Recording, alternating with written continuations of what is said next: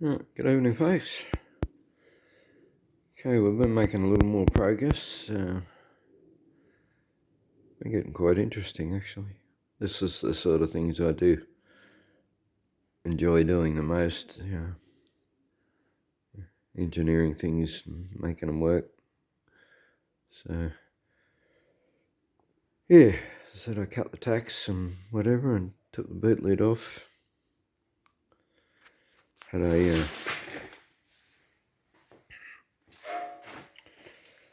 bit of an issue getting all these plates off. I've had to chisel all the spot welds. I still got to clean them up with a grinder.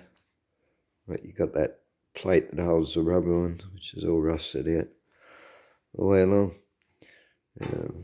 That's a drill hole. Got a few rust holes here and there that need fixing as well. Right. Yeah, the hinge itself. This is what I've come up with. And like I was hoping I had some hinges left over, but I must have tossed them. But I had some of a Corolla that was sort of roughly about that shape, but they came up and then had a plate where they bolted onto the bonnet. Anyway, what I've done, I've got a couple of big washers, nice thick ones, they're like 1/4 inch. Found a bit of rod with 2 equal bends on it, so I cut them off, made one, then laid the other on top, and made the other one the same. These are just 2 bits of angle, hole drilled in them, and like these thick plates had they had like a 12mm hole in them, so I've chosen a 12mm bolt, drilled a 12mm hole under here.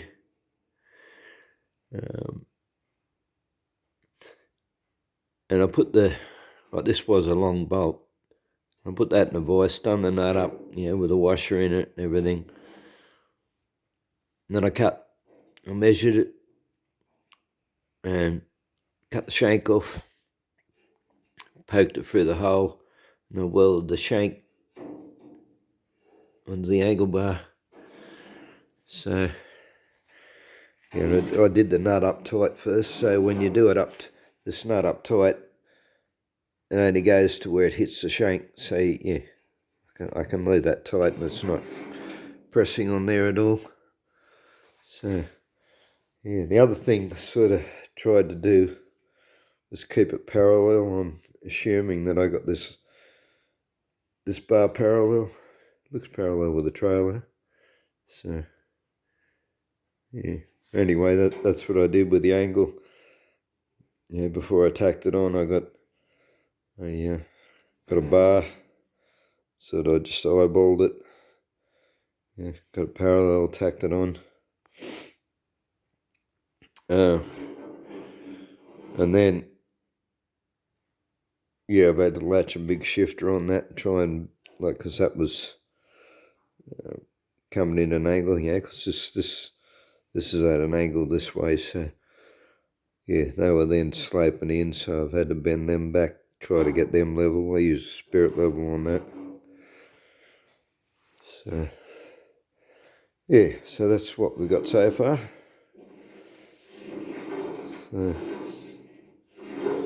And the intention now is to get another couple of bits of angle, drill holes in them. I'll show you on here actually.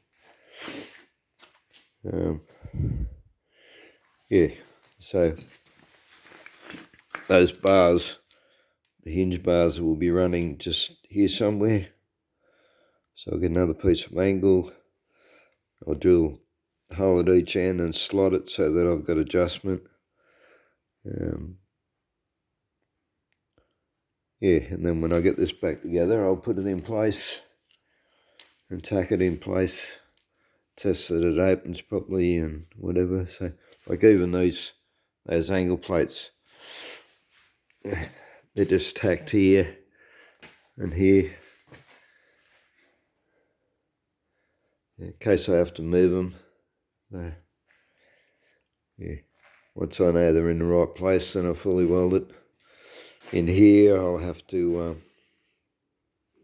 cut it off flush and then fully weld it, because there's another plate. I've got to put another plate all the way along here, because the bonnet's the lid's now going to come down and there'll be a seal run on it, so I have to now put another plate for the seal to sit against, and yeah, I'm going to go something a bit heavier than that. Hopefully I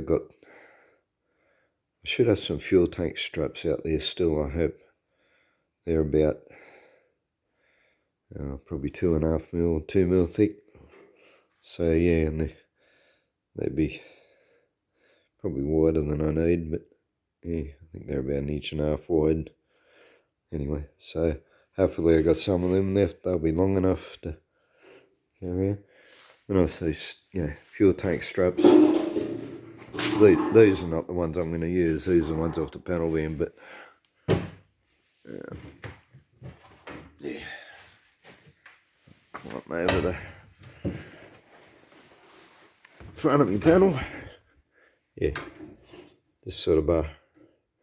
See, these are a bit thicker than the ones I've hopefully still got. Hopefully I haven't used them, but because I had a pair of them that came out of the Toyota van that I made my trailer out of, the other trailer. So yeah, hopefully I haven't used them, because that'd be ideal. That's about what I want. What's something, a bit thicker, harder than, well, stronger than regular. Yeah, thin panel. What I had to do here, this was really, well, I was concerned actually about, because I wanted to bolt them back on these plates, and initially I thought, oh, I'll just thread that, but then I had a better look at it and I thought it's not thick enough to hold the thread. It's only about 2 mil thick. I was wondering, how I was going to put bolts or threads into it or something like that. But then I sort of realised, because this came down and then it came out like this. This was sitting on here and held upside down, but so I've cut the plate off, but it was came out sort of like that. So when I cut it off, it also detached this inner part, which I didn't realise was going to happen until after I cut it. But yeah, that turned out to be really handy. Then I just cut it across here and across here, because these are lifted up. That's rust converter I've sprayed on there. I'll get some primer on that tomorrow. And under here, this is 13. It's only been on here 15 minutes. It's really good. It's expensive. Australian made product. But 13. It's about the best I've ever come across. Works real good. But like that little bottle's about, I think, $35 or something. So yeah, it's not cheap. Anyway, but yeah, so the intention now, see, is that I've been able to weld these bolts in. They're a bit long, but yeah, I got a whole box of these. They're stainless steel, so yeah, might as well use them. Whenever you're welding bolts or nuts too, don't tighten your nuts up. Like, do them up so that it holds them in straight, so you're not welding them in crooked, but don't tighten them, because the heat will muck the thread up. Okay, it'll distort the thread. So yeah, just do them finger tight. And so this will now go back on tomorrow after I get some primer on it. As I said, like this slip was sticking up, so I folded that back under. That's now my edge that the seal will run along. And I'll get that back in there tomorrow after some primer. And then I've got another whole mass of welding to do. Gonna have to fully weld this now, right along this edge, because this edge's got to be pretty strong. So yeah, And I was thinking about, drilling and plug welding this along here, but when I cut these vents out, put plates in, I'll just weld the plate onto that as well, so it'll be welded from there to there. Both sides, welded up here, welded out right along there. It's going to be plenty stronger. So,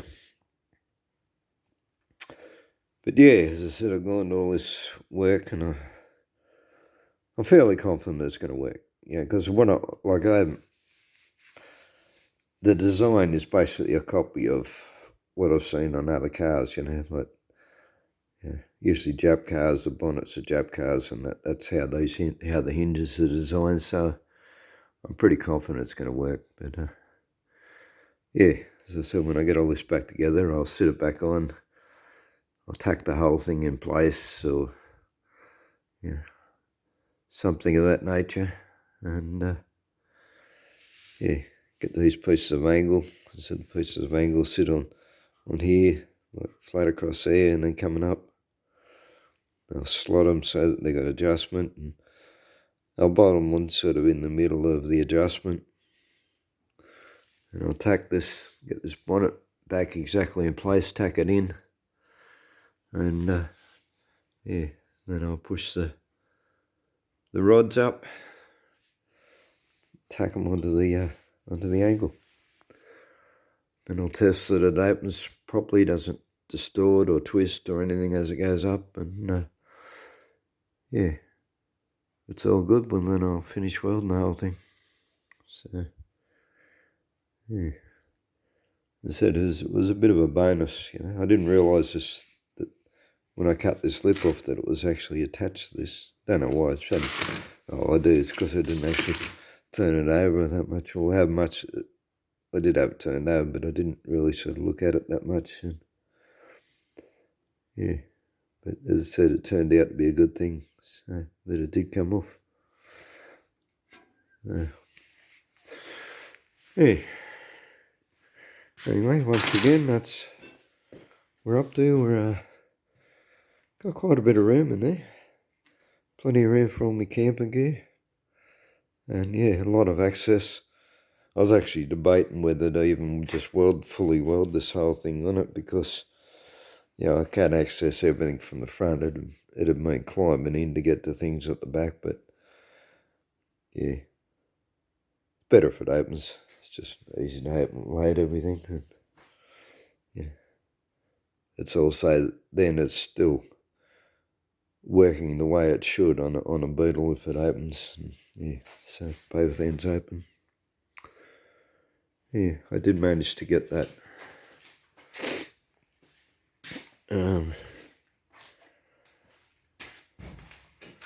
Get the buckle out of that side. I've managed to pull it in. It's the template I made, so got both sides pretty much the same now. What I did use, first I tried this, I got a ratchet strap. First I tried hooking onto the here, but it wasn't pulling the whole thing, it was just bending the edge over. So I then went and got, these are a handy thing to make too. I'm not just going to stick my hands in there, we have spider issues here. So, that's what I used to pull the side in. I got a few of these left over, or I said they're just a bolt welded onto a chain link. And I made up about a dozen of those. So geez, decades ago when I first moved in. And bolted them through me shed frame, so I got hangers. These are for when I'm painting stuff, or got stuff lifted up and I want to move the jack out from under it. I can tie it up to that, so I've got 2 rows of them. But anyway, so that's what I used then to push this, pull this in. Just drilled a hole in it, put the thing from the hook through with a good 2-inch washer on here, done it up, and then ran the ratchet strap down to under the frame to the front of the spring, and went in pretty easy, stayed in place while I welded it up. To cut it twice. This is both ends of where I put the patch in, since that's where when it buckled is when I put the patch in. Probably as soon as I cut the piece out, it would have popped out, because of the tension from when I pulled it in previously, and I didn't notice it until after I welded up. So I should have been keeping an eye on it. I should have noticed it when it first moved, but I didn't. Anyway, still got the hole to weld up. So I didn't weld that before because I still had the ratchet on it when I was welding these. Actually, I cut it 3 places. Cut it down here as well. This is an overlap that I just braced together, and both of them had come apart and it's rusted sort of and in between the layers. So I was intending to cut that anyway. Cut the other side. Still should put a bit more of a lip on here, I think. But, of course the gaps opened up where I cut them. It took a bit of tap, just to fill in the gaps. But we got it there. Anyway, as I said, bulk amount of room in there. Gonna have to line the whole thing with rubber mat too, because we'll probably we go camp, we go out in the bush, and on various places we'll be going down tracks and things. So you don't want all your camping gear, going up and banging them on the sides and putting dents in it and whatever. So I might put a few hooks actually. I got some screw-in hooks here. Put 4 hooks so I can actually tie things down. But I'll put them into the plywood after I get the floor in. But I'm gonna. The mats I'm thinking of using, they're about 1/2 inch thick. They're fairly soft. They're I use them as floor mats mostly for like kids' play areas and things like that. They come in squares about 1/2 metre, and they got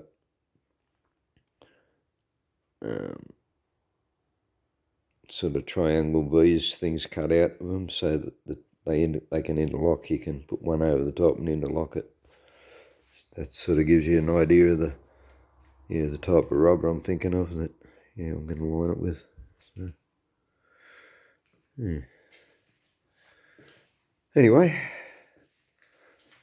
that'll do it for now. So once again it's 11 o'clock at night, and even though I was going to say I'm finished for the night, not because I want to finish, but because I can't make any more noise.